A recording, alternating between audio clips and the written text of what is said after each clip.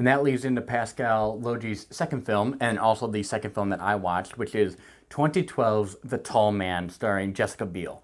So this one is the most widely available at the time, and that is because it definitely is the most. It just fits in a lot with what we're seeing right now in horror. But when I was watching it, I don't know why, but I'm like, this movie belongs in 2004. So I don't know what that says about what I initially viewed this film as and what the first act kind of led on to, but we'll get into that. So the IMDb synopsis says, when her child goes missing, a mother looks to unravel the legend of the tall man, an entity who allegedly abducts children. And its Rotten Tomato score is 41%, and the audience score is 38%. So lower than Incident in a Ghostland, and it will be the lowest of the three that we're talking about today. But, and one of the big pros is this movie is way better than it has any business being. It is the lowest of the three, but it's still smart and it has something to say. Ghostland didn't necessarily have a message, but the other two that we're going to talk about, The Tall Man and Martyrs, definitely do. And it was something that I didn't expect going into this film. Honestly,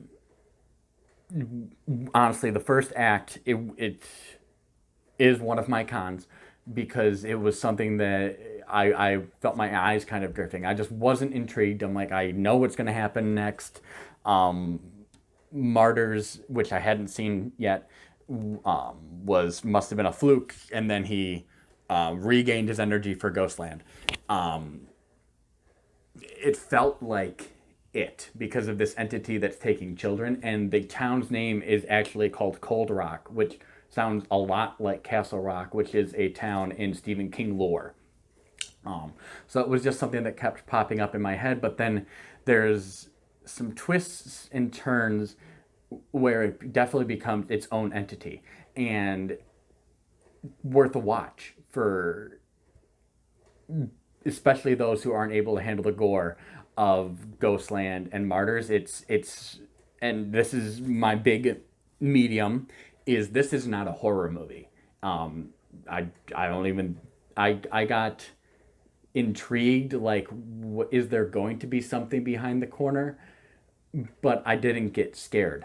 And that is something that is present in all three films, is this psychological nature, and you're questioning the protagonists in all of these movies. Is what I'm seeing reality? Is what I'm seeing really through protagonists' eyes? All three of them, they have you intrigued because you're questioning everything that you're seeing.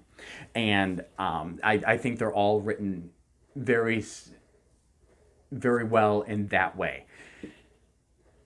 But another medium thing is this is the most mainstream, the most forgettable. But again, it's not a horror movie. It's more thriller.